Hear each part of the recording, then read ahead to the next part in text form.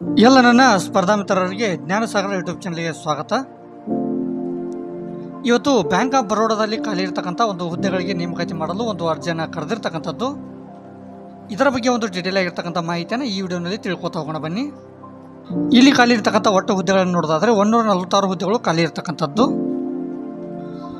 ಇನ್ನು ಈ ಒಂದು ಹುದ್ದೆಗೆ ಅಪ್ಲಿಕೇಶನ್ ಆಗೋದಕ್ಕೆ ಸ್ಟಾರ್ಟಿಂಗ್ ಡೇಟ್ ಬಂದುಬಿಟ್ಟು 26/3/2025 ಸ್ಟಾರ್ಟಿಂಗ್ ಡೇಟ್ ಆಗಿರ್ತಕ್ಕಂಥದ್ದು. ಇನ್ನು ಇದಕ್ಕೆ ಈ ಒಂದು ಹುದ್ದೆಗೆ ಅಪ್ಲಿಕೇಶನ್ ಆಗೋದಕ್ಕೆ ಲಾಸ್ಟ್ ಡೇಟ್ ಬಂದುಬಿಟ್ಟು 15/4/2025 ಇದು ಲಾಸ್ಟ್ ಡೇಟ್ ಆಗಿರ್ತಕ್ಕಂಥದ್ದು. ಸೊ ಹಾಗಾಗಿ ಬೇಗ ಅಪ್ಲಿಕೇಶನನ್ನು ಹಾಕೊಳ್ಳಿ. ಇನ್ನು ಈ ಒಂದು ಹುದ್ದೆಗೆ ಏಜ್ ಲಿಮಿಟನ್ನು ನೋಡೋದಾದರೆ ಇಲ್ಲಿ ಮಿನಿಮಮ್ ಏಜ್ ಲಿಮಿಟ್ ಬಂದುಬಿಟ್ಟು 22 ವರ್ಷ ಏಜ್ ಲಿಮಿಟನ್ನು ಹೊಂದಿರಬೇಕು.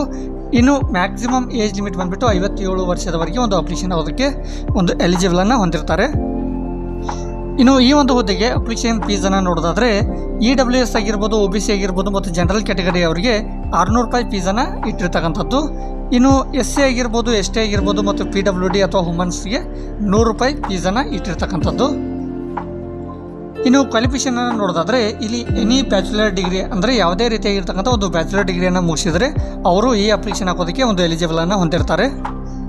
ಇನ್ನು ಈ ಒಂದು ಹುದ್ದೆಗೆ ವ್ಯಾಕೆನ್ಸಿ ಡೀಟೇಲ್ಸನ್ನು ನೋಡ್ತಾ ಹೋಗೋಣ ಬನ್ನಿ. ಇಲ್ಲಿ ಡೆಪ್ಯೂಟಿ ಡಿಫೆನ್ಸ್ ಬ್ಯಾಂಕಿಂಗ್ ಅಡ್ವೈಸರ್ ಅಂತ ನೋಡ್ತೀವಿ, ಅಂದರೆ DDBA ಅಂತ ನೋಡ್ತೀವಿ. ಇಲ್ಲಿ ಒಂದು ಹುದ್ದೆಗಳು ಖಾಲಿ ಇರ್ತಕ್ಕಂಥದ್ದು.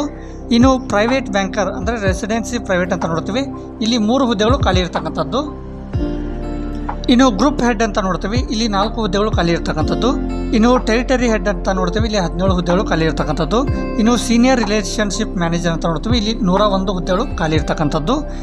ಇನ್ನು ವೆಲ್ತ್ ಸ್ಟ್ರಾಟಜಿಸ್ಟ್ ಅಂತ ನೋಡ್ತೀವಿ, ಇಲ್ಲಿ ಇನ್ವೆಸ್ಟ್ಮೆಂಟ್ ಮತ್ತು ಇನ್ಶೂರೆನ್ಸ್ ಅಂತ ನೋಡ್ತೀವಿ, ಇಲ್ಲಿ 18 ಪೋಸ್ಟ್ಗಳು ಖಾಲಿ ಇರ್ತಕ್ಕಂಥದ್ದು. ಇನ್ನು ಮುಂದುವರೆದು ಇಲ್ಲಿ ಪ್ರೊಟೆಕ್ಟ್ ಹೆಡ್ ಅಂತ ನೋಡ್ತೀವಿ, ಇಲ್ಲಿ ಪ್ರೈವೇಟ್ ಬ್ಯಾಂಕಿಂಗ್, ಇಲ್ಲಿ 1 ಹುದ್ದೆಗಳು ಖಾಲಿ ಇರ್ತಕ್ಕಂಥದ್ದು. ಇನ್ನು ಪೋರ್ಟ್ಫೋಲಿಯೋ ರಿಸರ್ಚ್ ಅನಲಿಸ್ಟ್ ಅಂತ ನೋಡ್ತೀವಿ, ಇಲ್ಲಿ ಕೂಡ ಒಂದು ಹುದ್ದೆಗಳು ಖಾಲಿ ಇರ್ತಕ್ಕಂಥದ್ದು.